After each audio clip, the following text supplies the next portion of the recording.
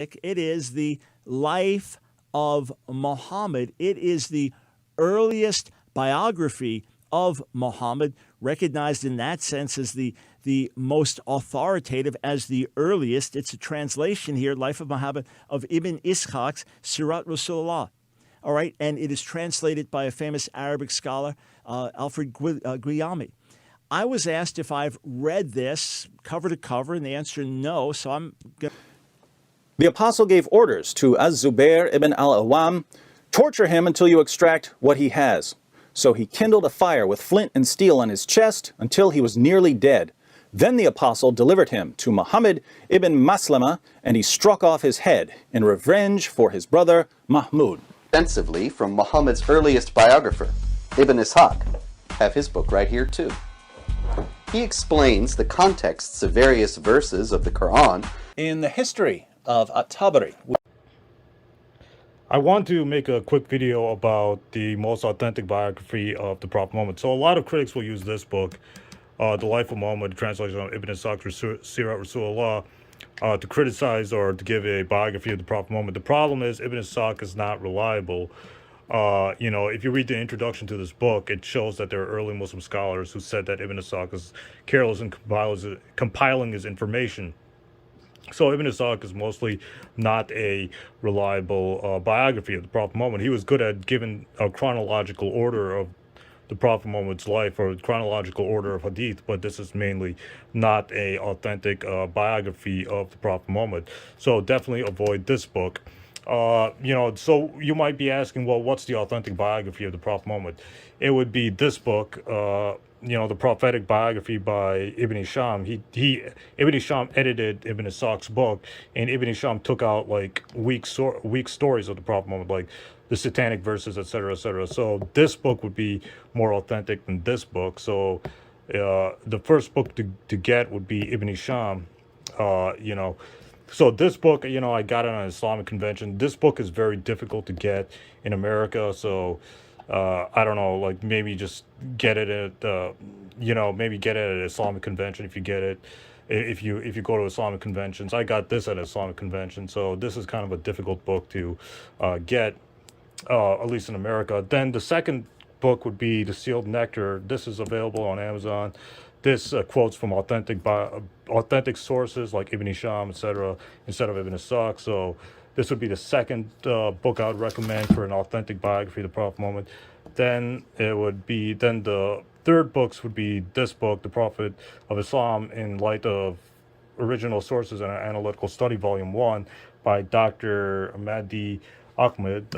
He goes through every single source of the Prophet Muhammad and gives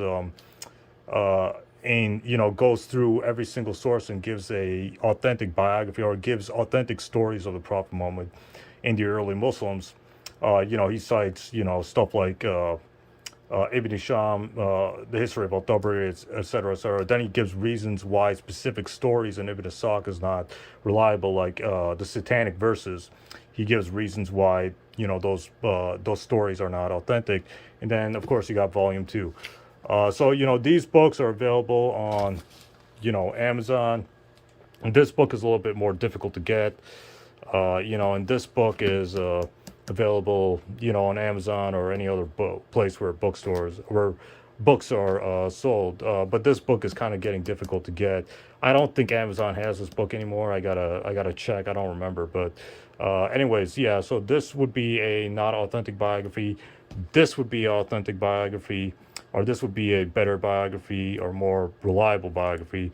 This would be a good biography, and of course, I recommend these two books for reliable sources or reliable stories of the Prophet Muhammad. Stay tuned, more videos coming up ahead. Okay, so other critics will use, or critics will also use the history of Al-Tabari. So, it's very easy to, refute the reliability of this book, because in the beginning of the history of Al-Tabari, and the history of Al-Tabari, Volume 1, which is this book, what you're seeing on the screen there, Volume 1, pages 179 to 181, Al-Tabari warns people that his books are filled with weak, inauthentic narrations. So Al-Tabari is basically admitting that his books are filled with inauthentic narrations. So a lot of these stories, like the Satanic Verses, the Zainab bin Josh story, all that comes from the history of Al-Tabari. And if you look at the isnad, or if you look at the sources of the history of Al-Tabari, most of the time his sources are weak, or they're unreliable narrators, or sometimes there's no narrator in the history of Al-Tabari's stories or sources. Like Al-Tabari narrates narrations from Al-Waqidi at times, and Al-Waqidi was known to be a liar amongst the early Arabs, in narrating hadith, etc. So if you read the history of Al-Tabari, Volume 1, page 179 to 181, Al-Tabari warns people that his books are filled with inauthentic and false stories about the Prophet Muhammad. So hopefully this clears up the reliability of Ibn Ishaq and Al-Tabari.